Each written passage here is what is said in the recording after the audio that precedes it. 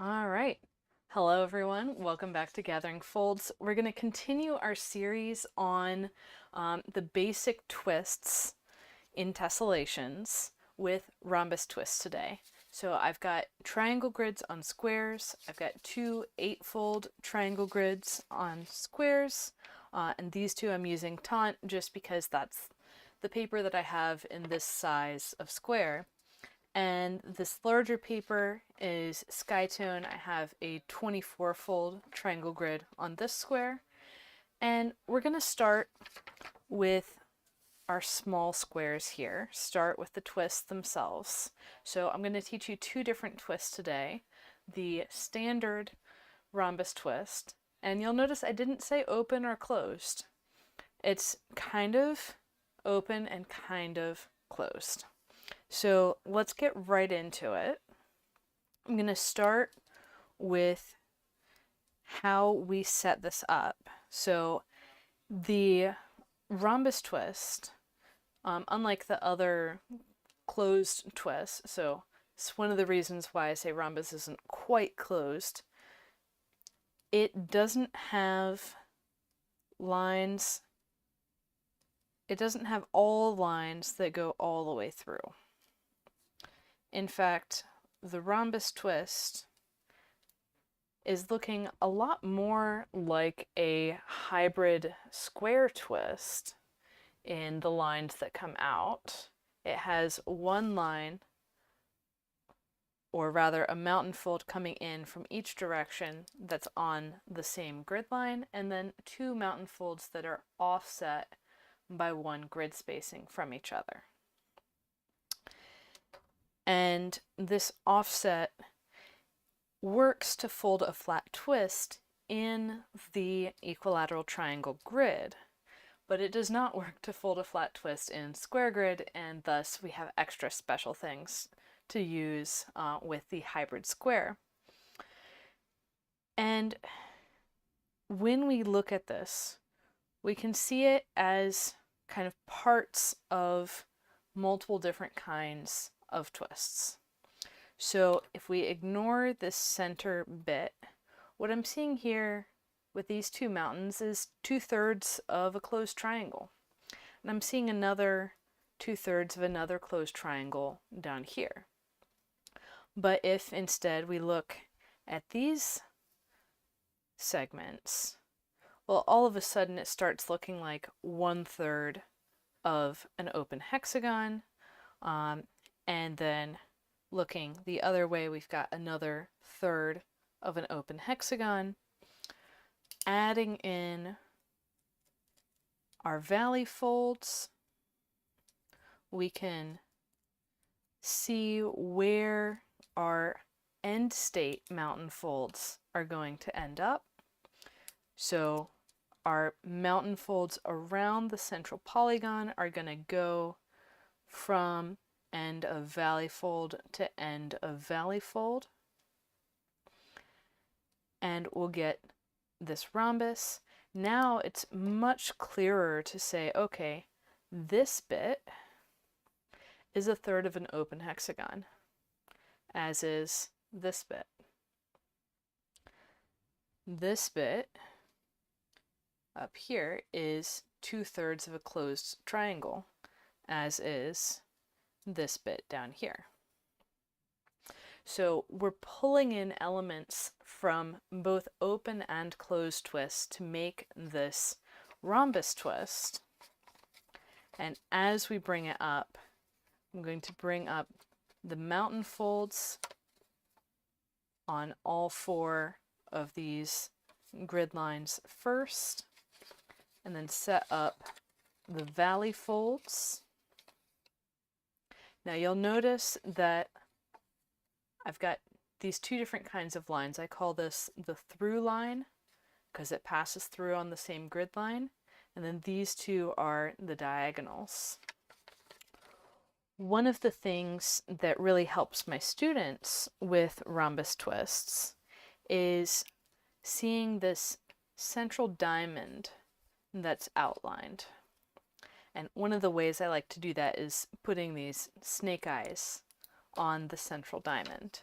So we'll be seeing that a little bit more when we use this twist and the next twist I'm going to teach to fold a tessellation together.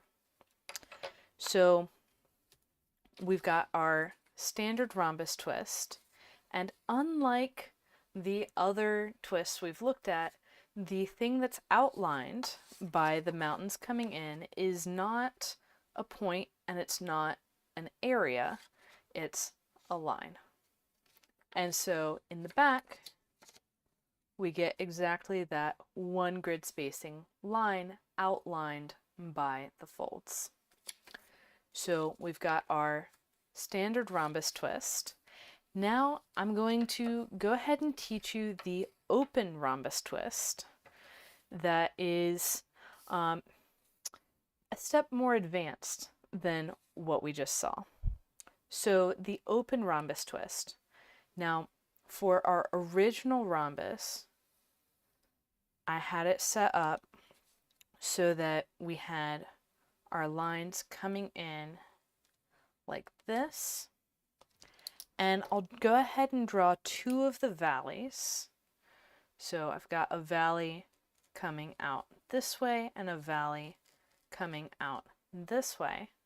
Now, just like going from a closed square to an open square, so closed square we have our horizontals and verticals all coming into the same point. With the open square, we shift them one spacing.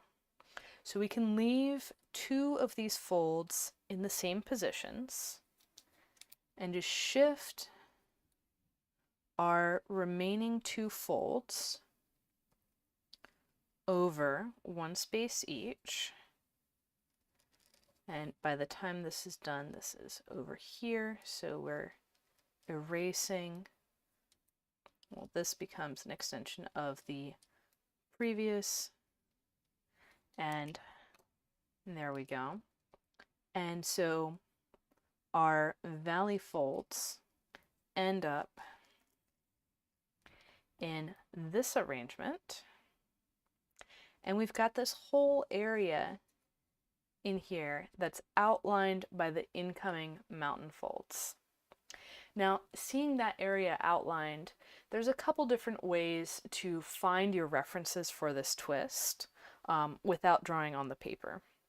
You could either think about it and say, okay, it's like the standard rhombus, but I'm shifting two of the pleats, each one spacing further out. Or you could think, okay, one set of pleats needs to be one spacing apart, and the other set needs to be two spacings apart. Whereas the original, we had 0 and 1. Now we increment both of those and get 1 and 2. Or you could visualize this anvil shape. So just like in the standard rhombus, when we go to set it up, we end up with a central diamond that's two grid triangles more than what's actually outlined, which is just this single line by the mountain folds. We likewise, with the open rhombus, get two extra triangles in addition to what is outlined with the mountain folds. And so seeing this anvil shape is personally my preferred method of recognizing when I've got this open rhombus. And once I've got it, I'm going to hold really two of the pleats in place. And you can start seeing that if I were to split across the center here, this is an open triangle. So we're not working with anything too far out of what we've already seen. Half of this guy is a closed triangle, and then the open version, half of it is an open triangle. So if you can recognize the open triangle, you're going to be better off for placing your open rhombus. And then once I've got one end flattened, I can go ahead and flatten the other end. and use my bone folder to get everything nice and flat.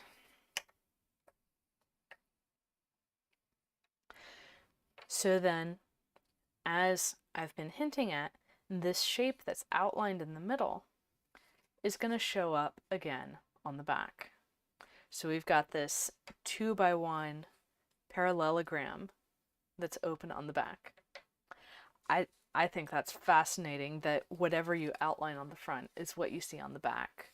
And it's one of those things that, as a folder who learned by reverse engineering a lot of tessellations, I didn't know that until I was talking with some of my friends at an origami math group that I go to, that actually this shape that's outlined on the front is the same as what you get on the back. And that's a general thing across all twists. Just mind-blowing. So with these two twists in our toolbox, we can go ahead and grab the larger grid. Again, I'm using a 24-fold grid. And I'll zoom out real quick to start us, and then I'll zoom back in so we can see more of the details.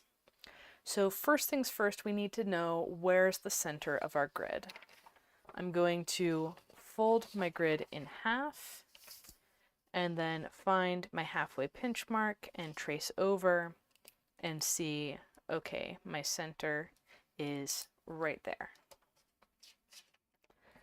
So with the center in place, the next thing to do is figure out how are we going to orient our twists onto this paper. So the kind of tessellation we're going to do is a weave style tessellation. And to get into that, actually, I've got some examples here. So this is the standard rhombus weave. You see it has all these numbers because I was teaching it in one of my tessellations by tiles courses. Either that or Basic Twist Bootcamp comes up in both. And it's called a weave pattern because all the twists are on one side, so then the back side looks woven. And there's a bunch of other things that you can do with just the standard rhombus twist. Here I have the twists alternating on either side of the paper. And here's another example of alternation on either side, but this time I add extra spacing in certain positions.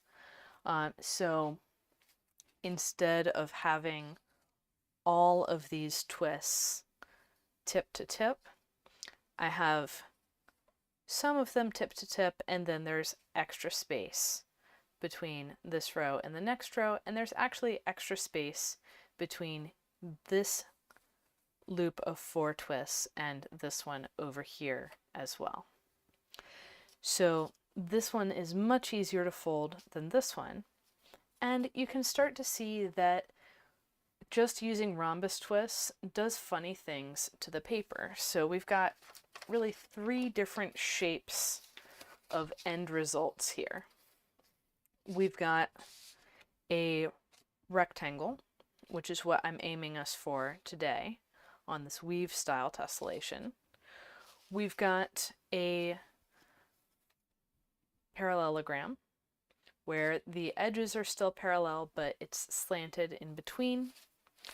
And then we have a parallelogram that is finished all the way out to the edges, and we really get 2 distinct pairs of parallel edges that don't have a strong relationship to each other.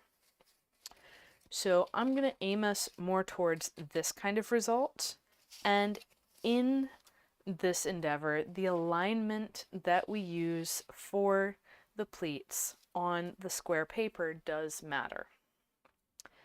So if we look at this tessellation, and let's zoom in to look closely, I can see that of all of my pleats, they're in one of the 2 diagonal directions. So let's take this column. As I go down, I go and alternate zigzagging the diagonals as I work my way down. At no point in time do I have a pleat on the vertical grid direction. And so with tessellations that have only rhombi, there is this possibility that you will have an entire tessellation where one set of grid lines is just not used.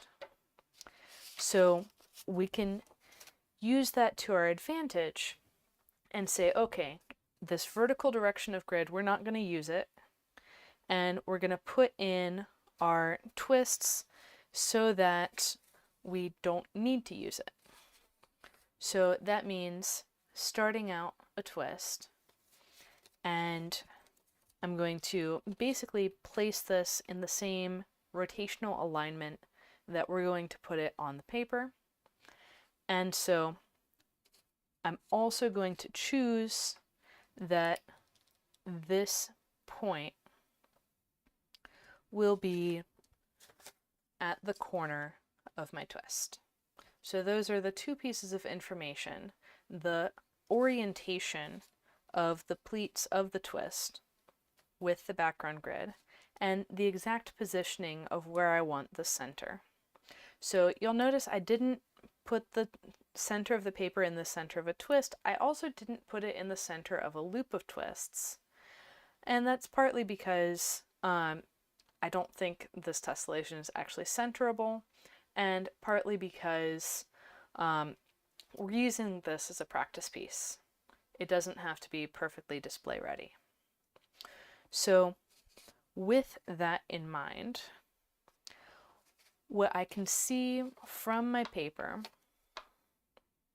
is that I'm going to have my through line going through here, and from the corner I need one more spacing before I have any diagonal going up, and then one more spacing before the next diagonal goes down. So if we're using the snake eyes to find this, I'm outlining these two grid triangles to set up my original twist. And so with this setup in place, I can go ahead and bring up my mountain folds. I'll start with the through line and then make sure that each of my two diagonals on the twist can go in place. And to be clear, this is a standard rhombus twist, and we are doing a right-handed twist direction on it. Another thing about rhombus twists, on the topic of twist directions, is that you can actually maintain the inner outline of the rhombus twist by and reverse the pleat directions, but you have to change which grid lines the diagonal pleats use. So I can take this rhombus twist, flip it around, but I've changed the grid direction used on these diagonals. So putting this back in the right-handed orientation, we've got our standard rhombus that we know and love. Or in some cases, it's a love-hate relationship. The rhombus twist is one of those interesting things that sometimes you can just spot it. Sometimes it takes a little longer for that insight to work on your brain so you can reliably detect them as you're folding. So once we've got the rhombus set up, we can go ahead and squash it. And what I'm going to do for this piece is alternate between these standard rhombi and the open rhombi. And the way I'm going to do that is by having tube pleats between them. So on this big upper flap of paper, I'm going to have a valley fold that comes in 2 spacings away from the existing valley. So that's already characteristic of a tube. And then mountain coming in 1 spacing further. So if I want to put an open rhombus in here, how am I going to do that? Well, I need to find where this 2x1 parallelogram can go. And as I'm looking here, the only way to outline a 2x1 parallelogram is right here. So it has to be on, so we've got this mountain fold that already exists, this new mountain fold coming in, this parallelogram has to nest right in the intersection of those two. So what that means is I've got another mountain that continues out this way, and this mountain will continue across this pleat, but the pleat is going to go away as we put in the new twist. And so I've got my tube pleat closed. I open up this pleat going to the left from the standard rhombus, let the extension of this outlined mountain pass on through. The valley is on the far side of that, and then I get my final pleat in place on that final edge of the parallelogram that we outlined. So with these things in place, I can go ahead and squash this open rhombus, and then I can look for where to put my next twists. So one of the things I might look for is, okay, if I have this open rhombus, then let's go ahead and say I'm completing a loop of 4 twists. I'm going to need a closed rhombus on this pleat. And yes, here I am lapsing back into open and closed instead of open and standard. Either way you want to think about it is fine. It's not like there's some governing body that's putting out rules for the names of these things. And after speaking to a variety of tessellation designers, I can assure you we all have our own distinct terminology. So continuing on in, I set up the tube pleat, and for the standard rhombus, I need to figure out which direction is my through line and which direction is my diagonals. So in this case, I have 2 ways of knowing this. First, I can look at the existing twist. This will be an exact copy of the existing twist, and I can say, okay, the through line came from this left-hand side on top, went through and went out the right-hand side on the bottom. So I can use that, copy up the exact same thing, or I can say, okay, where's my little diamond there, and get things going from that perspective as well. I could also memorize the through line comes in to the acute angle, and I could figure things out that way. For me, I like to be pretty fluid about how I'm thinking about things. I don't like to lock into like, okay, what's the measure of this? What's the number of that? I like to try and recognize the shapes as they pop up. So in the spirit of recognizing shapes as they pop up, when I bring up this next twist, first I open the pleat overlap, and I see if I was going for a standard rhombus, I could keep it right there. But I know I want to alternate the standard with the open, And so I'm going to have a tube pleat down here, and I can't keep this pleat here. It won't twist, it won't squash right. So I'm looking for that anvil shape that I demonstrated earlier, and lo and behold, when I move that pleat down one spacing, I do get the anvil.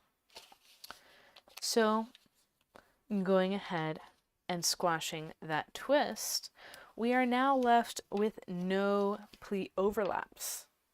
So where do we go next? Well, really wherever we want. We can add 2 twists off of here without causing any more pleat overlaps.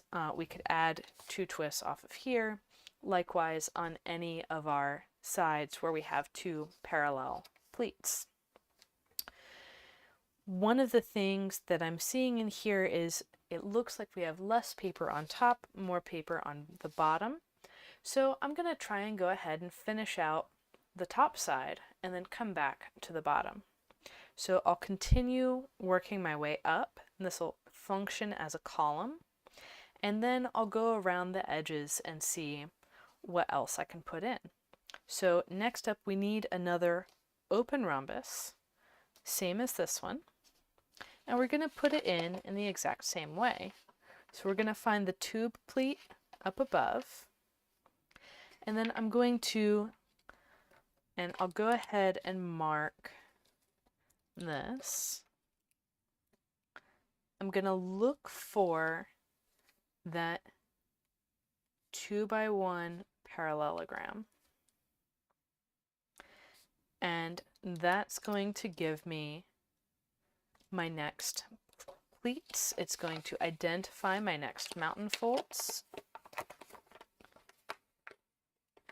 And as I do this, you see we get a pleat overlap over here.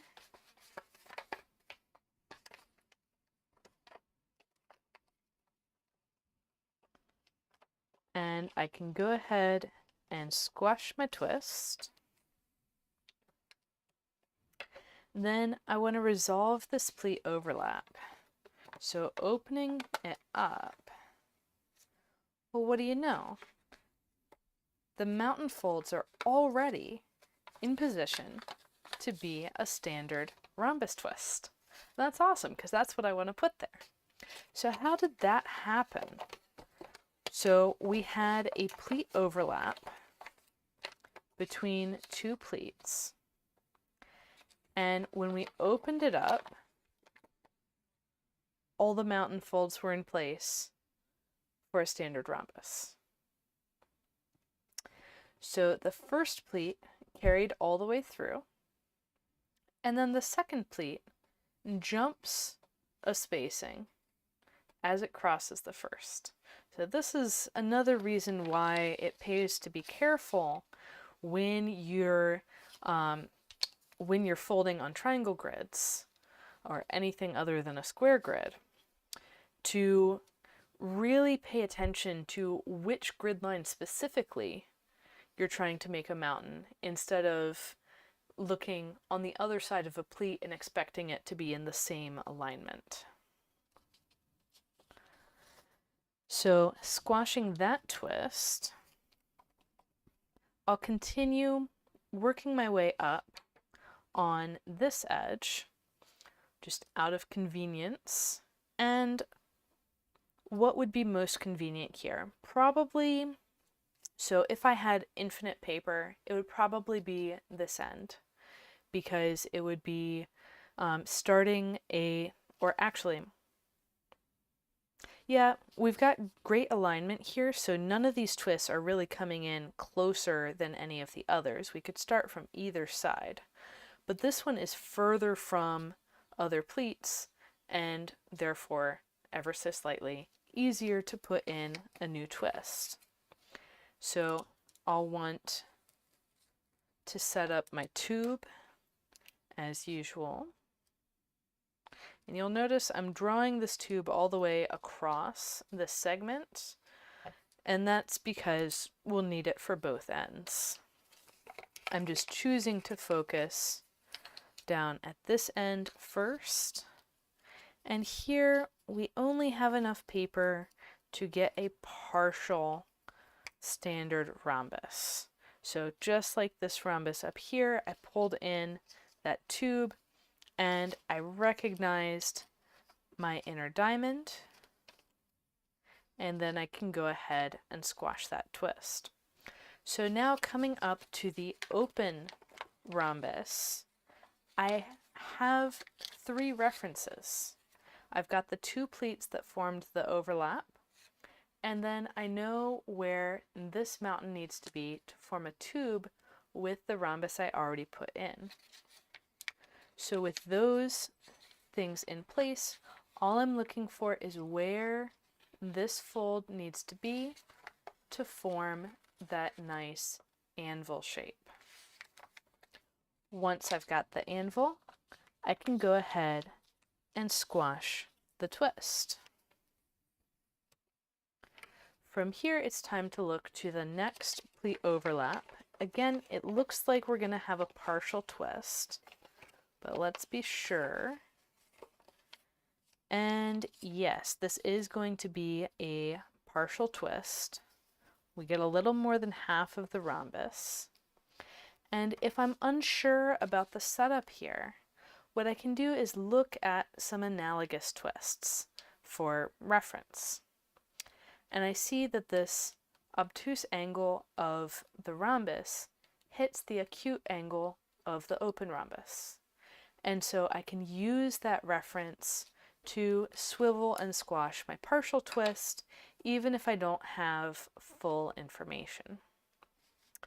So continuing on to this other side, I can likewise set up my partial twist in here using that same reference point of the tip of the open triangle, or sorry, open rhombus as reference. And then I'm going to feed in to the next open rhombus, which is going to end up like this. And this particular move, I would say if you're not comfortable spotting repeats in the paper yet, don't worry about going all the way to the edge. So the reason I'm able to fold that so smoothly is because I do have experience with these open rhombi, and I have folded a variety of tessellations tessellations and prototypes of tessellations that include them. So definitely don't worry if you're not feeling up to folding a partial open rhombus on the first day that you folded an open rhombus. That said, I'm going to rotate the paper around. I've got another partial open rhombus here on this edge, but I'll start by setting the twist on this end. So again, notice that I don't have any stair stepping as I'm going across. This means, so stair stepping as in these folded edges line up with each other exactly. That's not always going to be the case. So in this tessellation, for example, when I go from here to here, I've got a gap of 1 grid spacing, and that's going to give me important information for how I choose to order my next folds. But here I can go ahead and start at either end that I want, and I'll choose to start in the center. Always easier to start where you can get a full twist in. And so as I bring this up, I'm looking for where that central rhombus is going to sit, where I can get this anvil shape to come up in the center of my twist. So we've got the anvil here, and I can go ahead and squash that open rhombus, which will set me up here. This time I'm opening the pleat overlap, and my mountain folds are not in the place they need to be for my next twist, but I can pop one mountain over, and that will set up the next twist. So then continuing to the next pleat overlap, here when I pop it up, it looks like it wants to be a standard rhombus, but I know I need the open rhombus. I need to pop this mountain down a spacing to finish the tube for one, and then I can finish folding that twist. Okay, so then looking in this other direction, we had said that in this direction, our alignment here is amazing. We can go in either direction we want. But in this direction, when we switch from one boundary to the next, we do jump actually 2 grid spacings. So I'm going to start from the end that's further out and work my way in towards the center. That means that I'm going to pull up this next closed or standard rhombus here at the edge. And as before, the line, so another thing, the grid line coming from the obtuse angle of the neighboring rhombus becomes the acute angle of the next rhombus. And that's true across all pairs of rhombi in these weave type rhombus tessellations. So I know from examining my prototype twist that the acute angle has the grid line that's the through line. And so from there I can find the rest of the folds that form the standard rhombus. And then I can go ahead and open up, setting up not just the 2 pleats that formed the intersection, but also the tube with the other side of the loop. And that will tell me where my anvil is and where my 4th and final mountain fold needs to go. So squashing that, I've got one more pleat overlap here, and as I open it up, I already have that closed rhombus coming into being. Squashing that down, I'm then going to continue alternating, building up these 2 edges. So what I did is I took the side with more pleats, did that first, and that shifted to there being more pleats in the other direction. So there were 3 pleats here that I made these 3 twists out of. Then that caused there to be 3 pleats here, and now there are 3 pleats back here again. If I wanted, I could work this whole side all the way to the edge, and then there would be many pleats to do on the other corner. As we saw before, I can start from either side, either this edge side where I'm going to get a partial twist, or this more central side where I'll get a full twist, to start my next row of twists. I'll start towards the center by setting up my tube pleat.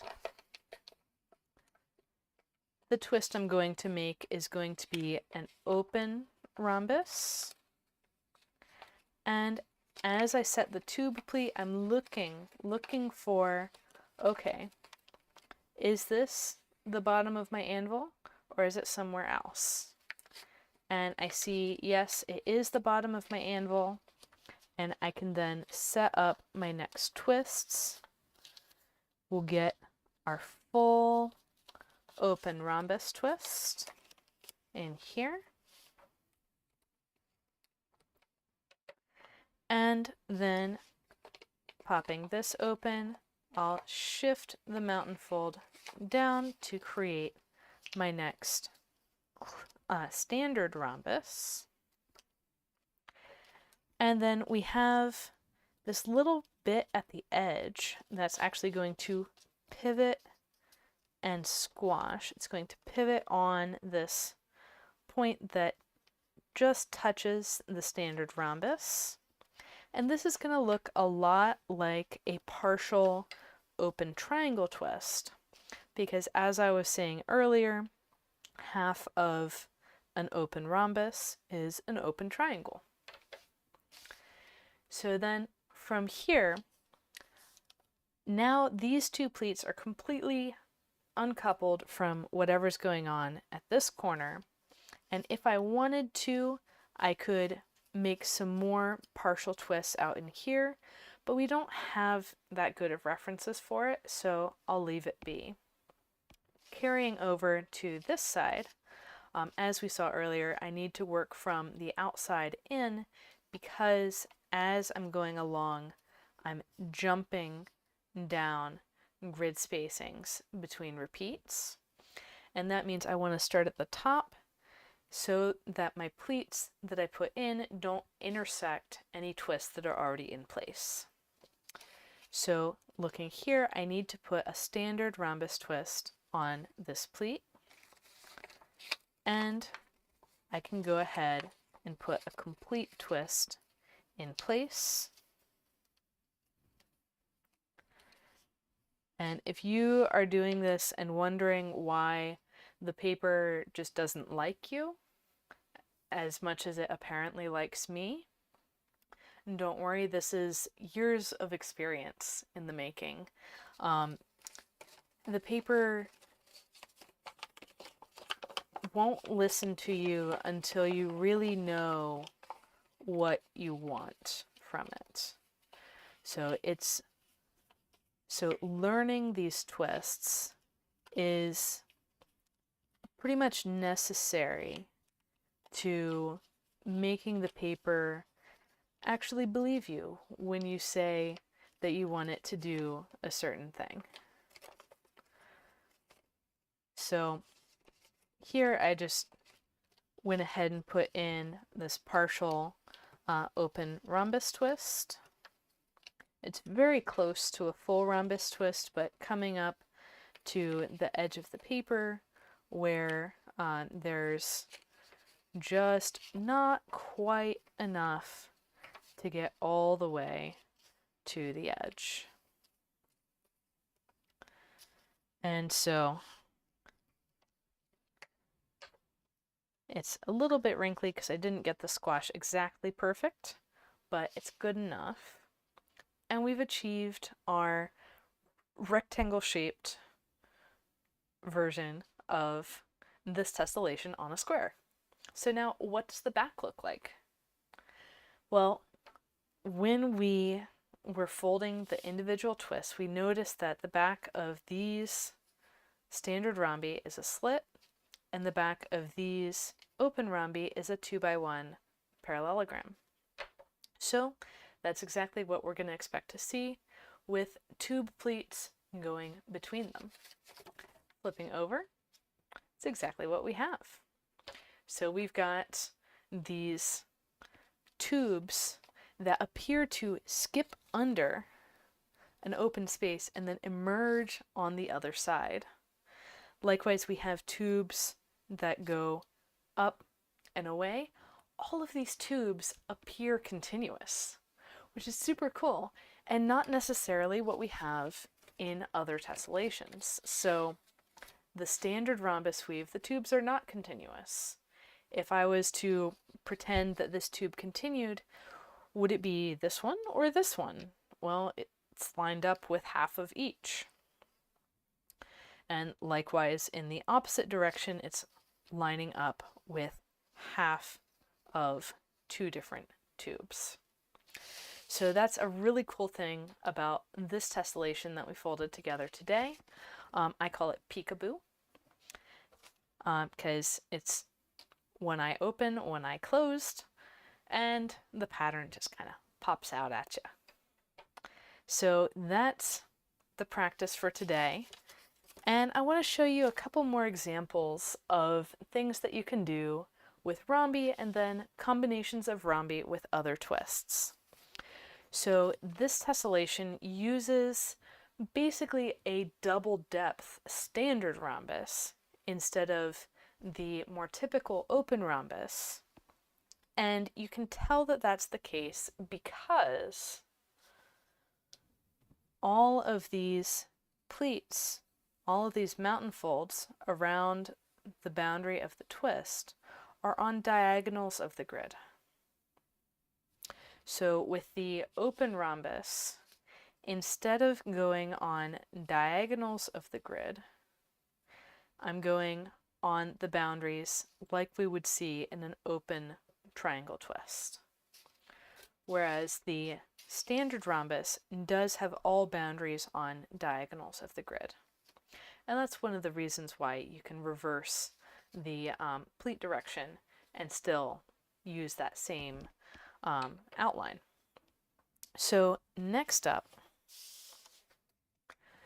I've got a tessellation that I call chevron rhombi, and you can see these chevrons of rhombi continuing across the paper. And this is using all standard rhombi. It's the same on both sides.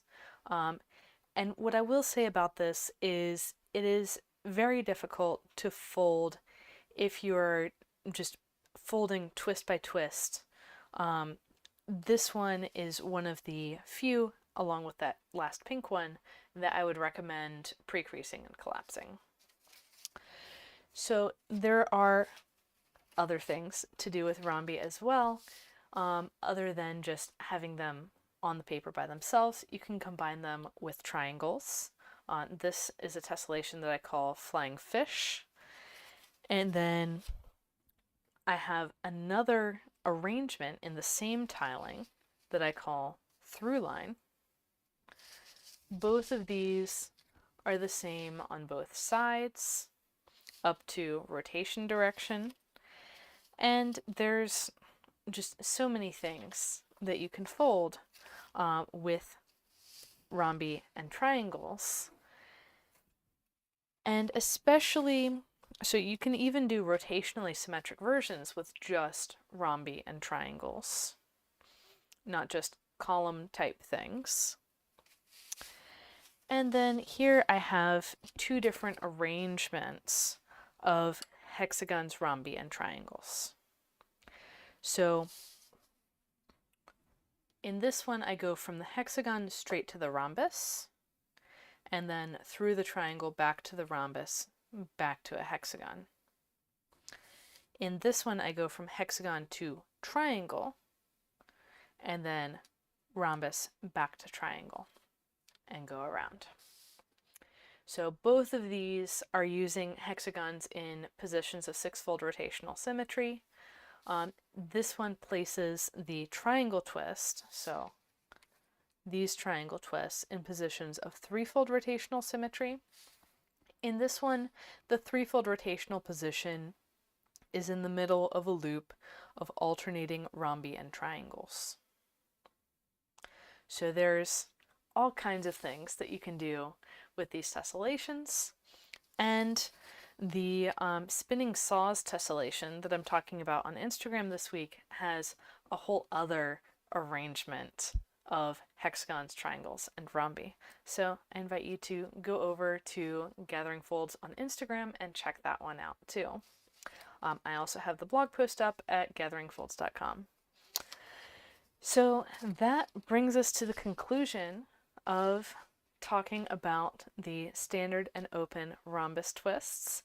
There are several more types of rhombus twists. As I alluded to earlier, there's the double standard rhombus twist, so just changing the pleat depth to 2 instead of 1.